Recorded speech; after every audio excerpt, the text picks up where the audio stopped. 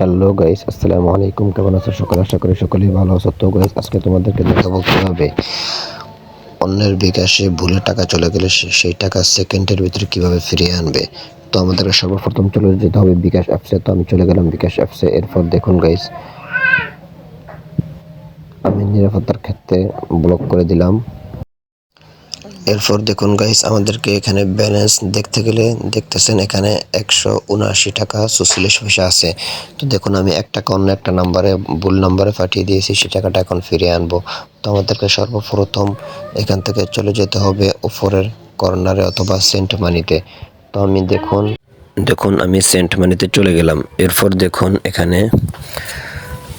আপনি নন বিকাশে চলে যাবেন। আমি দেখিয়ে দিচ্ছি আপনাদেরকে। এই যে এই অপশনটিতে চলে যাবেন। তো আমি এখানে ক্লিক করে দিলাম। এরপর আপনি যে নাম্বারে টাকা পাঠাবেন অথবা পাঠিয়েছেন ভুল নাম্বারে, সেখানে এই নাম্বারটি শো করবে।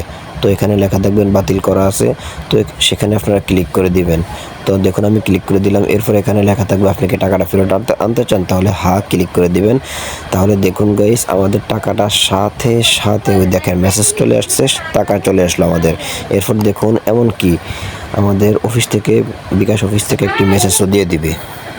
দেখুন আমাদের মেসেজ চলে আসলো। এরপর দেখুন আমার এখানে ব্যালেন্সটা 180 টাকা 44 পয়সা চলে আসলো। 1 টাকা যেটা আমি পাঠিয়েছিলাম সেটা চলে আসলো। তো গাইস, আজকে তোমাদের ভিডিওটা এই পর্যন্ত। আল্লাহ হাফেজ, ভালো থাকবা। দেখা হবে কোনো নেক্সট ভিডিওতে।